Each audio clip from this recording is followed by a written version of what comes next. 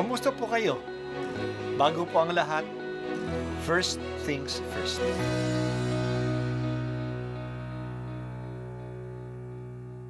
Good morning po. Sinisimulan po natin ngayon ang first things first. At dito po, tinatalakay natin sa unang bahagi ng umaga natin ay ang first readings na binabasa po sa banal na misa. Ito pong tinatalakay natin kasi madalas po kasi marami na tayong alam tungkol sa gospel readings. Pero konti po ang nagsasalita sa first readings. Pero ang first readings, bahagi din po yan ng Biblia, ng banal na kasulatan. Kaya susubaybayan po natin ang mga first readings. Basahin po natin at kuminsan kailangan ng basahin ng 2 o 3 beses bago maintindihan kasi hindi po tayo familiar sa mga istorya at sa mga kaisipan na tinatalakay dito. Ang pagbasa mula sa ikalawang sulat ni Apostol San Pablo sa mga taga-Korinto. Mga kapatid, sapagkat ang pag-ibig ni Kristo ang nag-uudyok sa aking magkaganyan, ngayong malaman kong siya'y namatay para sa lahat, at dahil diyan, ang lahat ay mabibilang ng patay. Namatay siya para sa lahat, upang ang mga nabubuhay ngayon ay huwag nang mabuhay pa para sa sarili, kundi para kay Kristo na namatay at muling nabuhay para sa kanila. Kaya ngayon, ang pagtingin namin kanino man ay hindi nabatay sa sukatan ng tao. Noong unay gayon ang aming pagkakakilala kay Kristo, ngunit ngayon hindi na. Kaya't ang sino mang nakipag-isa kay Kristo ay isa ng bagong nilalang. Wala na ang dating pagkatao, siya'y bago na. Ang Diyos ang gumawa ng lahat ng ito. Sa pamamagitan ni Kristo, ibinilang niya akong kaibigan, di nakaaway, at hinirang niya ako upang panumbalikin sa kanya ang mga tao. Ang ibig ko bang sabihin, ang tao'y ibinibilang ng Diyos na kaniyang kaibigan sa pamamagitan ni Kristo, at nililimot na niya ang kanilang mga kasalanan, at ipinagkatiwala niya sa akin ang balitang ito. Kaya't ako'y sugo ni Kristo. Parang ang Diyos na rin ang namamanhik sa inyo sa pamamagitan ko. Makipagkasundo kayo sa Diyos.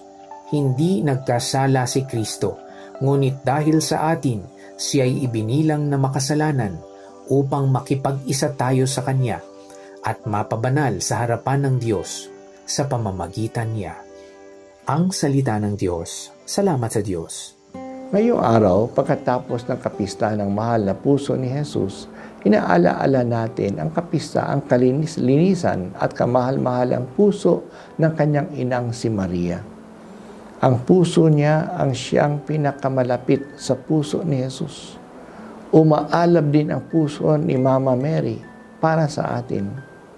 Tanggapin natin ang kanyang pagmamahal at tingin natin sa kanya na mahalin natin si Jesus tulad ng pag-ibig niya. Ang pagbasa natin sa araw na ito ay galing sa aklat ni Propeta Isaías. Isinulat ang bahaging ito noong ang mga Israelita ay pinayagan ng bumalik sa kanilang lupain. Kaya puno sila ng saya na naranasan na nila ang kaligtasan na sinasabi ng mga propeta. Sa wakas, makababalik na sila sa kanilang bayan. Talagang pinagpala sila ng Diyos. Inihahambing nila ang kanilang kasayahan sa isang kasalan.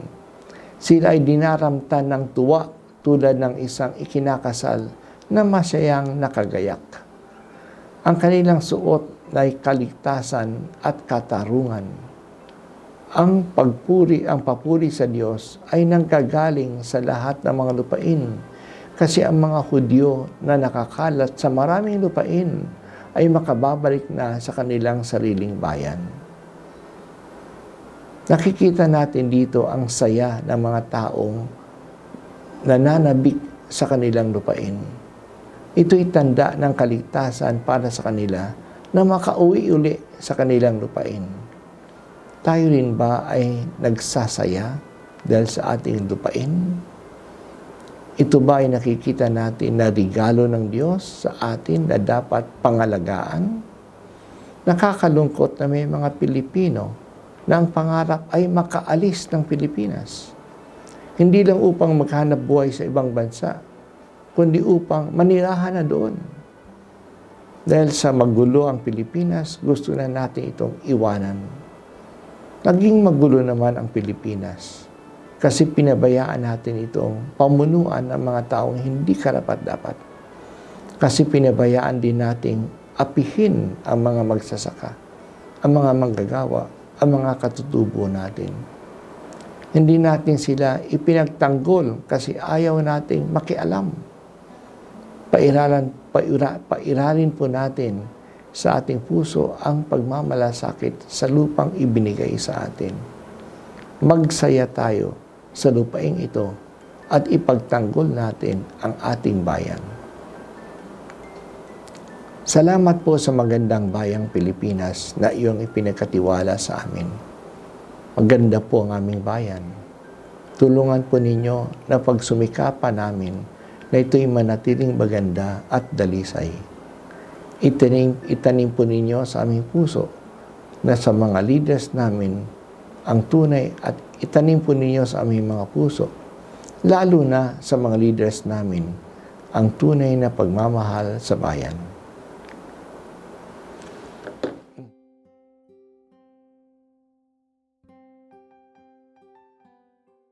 At ako po ay si Bishop Broderick Pabilio dito sa First Things First.